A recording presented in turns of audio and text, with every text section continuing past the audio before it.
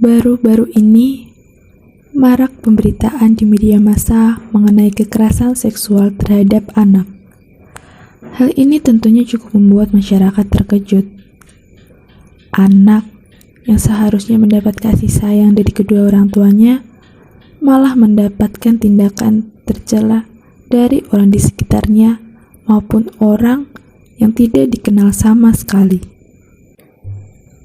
Kekerasan seksual contohnya yaitu memegang, menyentuh, meraba, mencium organ-organ tertentu pada anak, maupun melakukan hubungan intim dengan cara pemaksaan. Kejahatan kekerasan seksual bukan sekedar tindak pidana biasa. Hukum internasional mengkategorikan kekerasan seksual sebagai kasus pelanggaran hak asasi manusia berat. Kekerasan seksual dikategorikan sebagai kejahatan kemanusiaan karena korban kejahatan ini dirusak harkat kemanusiaannya. Kekerasan seksual terhadap anak akan bertambah panjang. Di samping berdampak pada masalah kesehatan di kemudian hari, juga berkaitan dengan trauma yang berkepanjangan, bahkan hingga dewasa. Trauma yang terjadi bisa berupa pengkhianatan atau hilangnya kepercayaan anak terhadap orang dewasa, trauma secara seksual, merasa tidak berdaya, dan stigma. Mungkin di beberapa orang secara fisik tidak mempermasalahkannya, namun pada psikisnya bisa menimbulkan ketagihan, trauma, bahkan pelampiasan dendam. Bila tidak ditangani serius, kekerasan seksual terhadap anak dapat menimbulkan dampak sosial yang luas di masyarakat. Oleh karena itu, sebagai orang tua harus dapat mengenali tanda-tanda anak yang mengalami kekerasan seksual.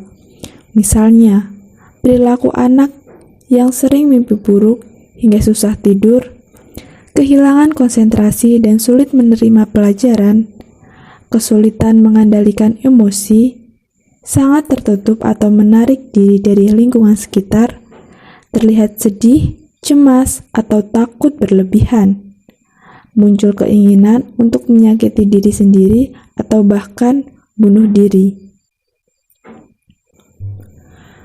Perlindungan hukum menurut Konvensi Internasional tentang hak-hak anak diantaranya mengenai hak untuk mendapatkan perlindungan khusus jika anak mengalami konflik dengan hukum, hak untuk mendapatkan perlindungan khusus jika anak mengalami eksploitasi sebagai pekerja anak, hak untuk mendapatkan perlindungan khusus jika anak mengalami eksploitasi dalam penyalahgunaan obat-obatan, hak untuk mendapatkan perlindungan hukum jika anak mengalami eksploitasi seksual dan penyalahgunaan seksual, hak untuk mendapatkan perlindungan khusus dari penculikan, penjualan, dan perdagangan anak.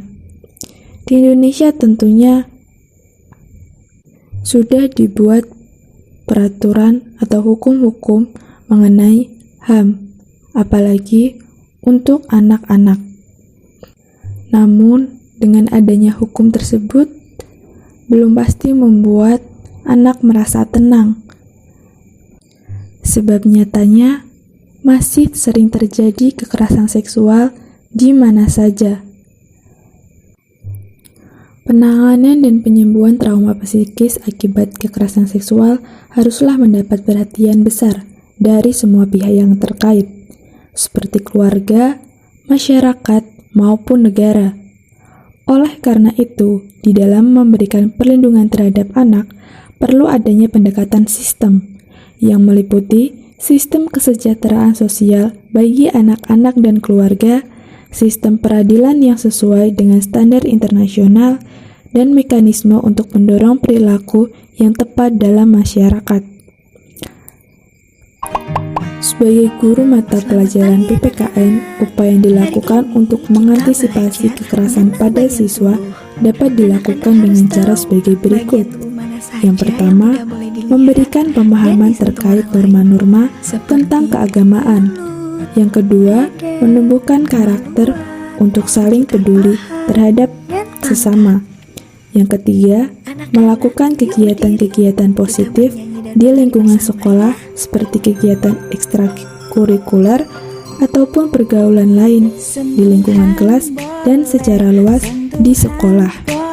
Untuk itu, marilah kita peka terhadap keadaan di sekitar kita.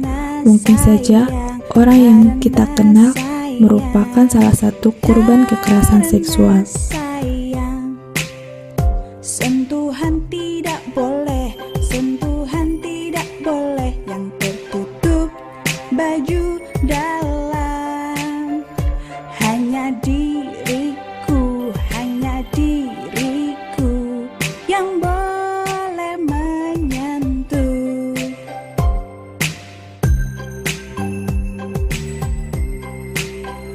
Sentuhan boleh, sentuhan boleh, kepala, tangan, kaki. Karena sayang, karena sayang, karena sayang. Sentuhan tidak boleh, sentuhan tidak boleh yang tertutup baju dalam. Katakan tidak boleh, lebih baik menghindar. Bilang ayah, ibu. Anak-anak pintar harus ingat ya, orang lain tidak boleh menyentuh tubuh kalian kecuali ibu dan dokter yang memeriksa kalian waktu sakit.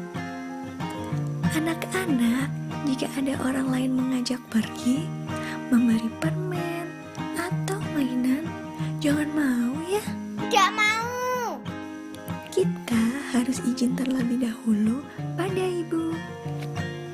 Ingat, kalau ada orang mau cium-cium di tempat sepi, tidak boleh ya. Juga orang mau pegang badan, itu tidak boleh. Jika ada yang memaksa, harus teriak yang keras. Tolong. Jangan takut dan malu ya. Cepat kasih tahu orang tua atau guru yang kita sayangi. Anak-anak harus ingat ya yang ibu guru jelaskan tadi. Kalian harus berhati-hati dan menjaga diri agar tetap aman.